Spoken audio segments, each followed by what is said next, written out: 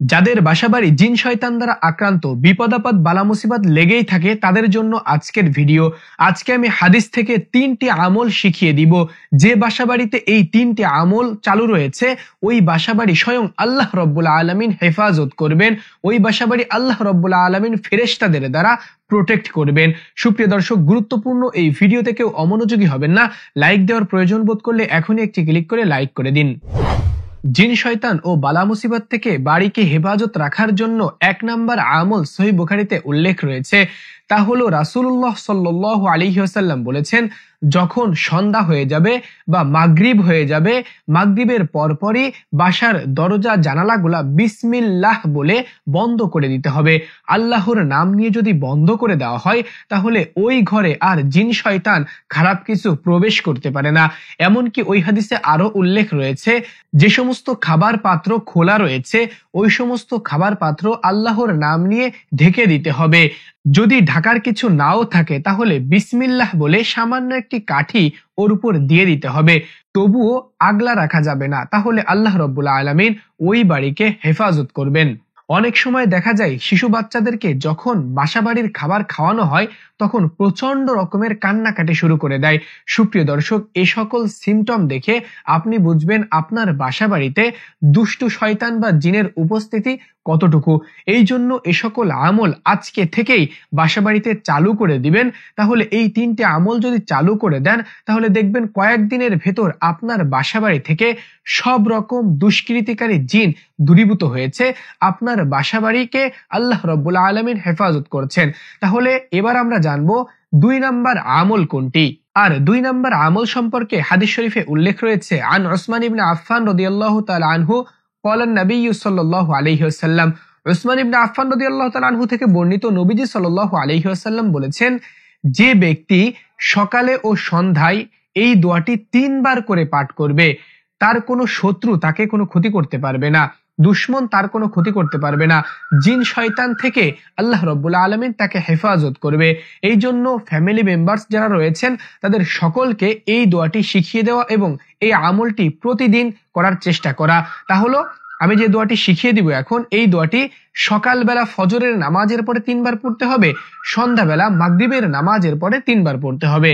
বিসমিল্লাহিল্লাযী বিসমিল্লাহিল্লাযী বিসমিল্লাহিল্লাযী লা ইয়াদুররু মা'আসমিহি লা ইয়াদুররু মা'আসমিহি লা ইয়াদুররু মা'আসমিহি শাইউন ফিল আরদি শাইউন ফিল আরদি শাইউন ফিল আরদি ওয়ালা ফিস সামাই ওয়ালা ফিস সামাই ওয়ালা ফিস সামাই ওয়া হুয়াস সামিউল আলিম ওয়া হুয়াস সামিউল আলিম ওয়া হুয়াস সামিউল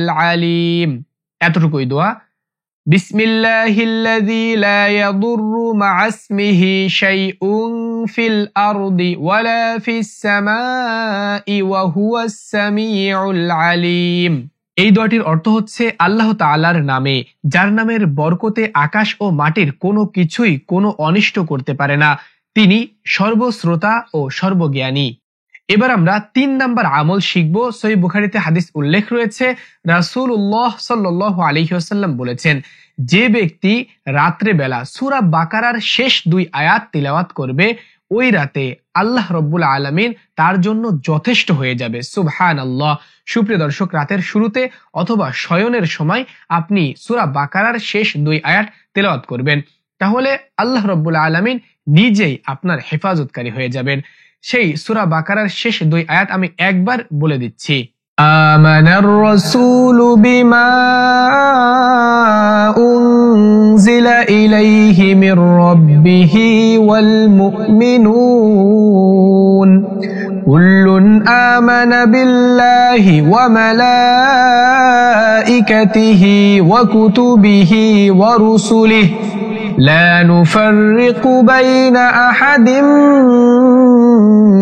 من رسله وقالوا سمعنا وأطعنا غفرانك ربنا وإليك المصير لا يكلف الله نفسا إلا وسعها لها ما كسبت وعليها ما اكتسبت ربنا لا تؤاخذنا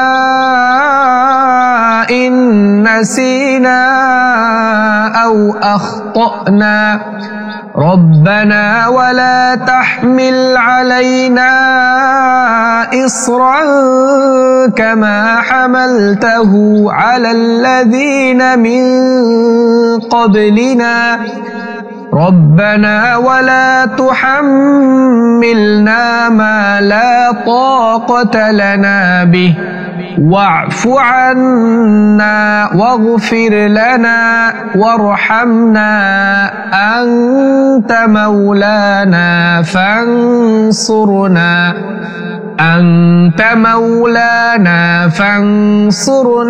على القوم الكافرين। সুপ্রিয় দর্শক, সূরা বাকারার লাস্ট এই 2 আয়াত তাহলে আপনারা সকলেই ফ্যামিলি মেম্বার্স যারা রয়েছেন তারা মুখস্থ করে নিয়ে রাত্রে পড়ার চেষ্টা করবেন। এই 2 আয়াত ভেঙ্গে ভেঙ্গে শিখিয়ে দিয়েছি এমন একটি ভিডিওর লিংক আমি এই ভিডিও ডেসক্রিপশন বক্সে দিয়ে দিব অথবা আই বাটনে দিয়ে দিব, ওখান থেকে আপনারা খুব সহজে শিখে নিতে পারবেন। কথা বলতে বলতে ভিডিওর একেবারে শেষ পর্যায়ে চলে এসেছি। কেমন লেগেছে আজকের ভিডিও নিচে কমেন্ট বক্সে অবশ্যই মন্তব্য করে যাবেন। সম্পূর্ণ ভিডিও জুড়ে আপনাদের সঙ্গে ছিলাম আমি হাফেজ মাওলানা সাব্বির হোসেন। আসসালামু আলাইকুম ওয়া রাহমাতুল্লাহ।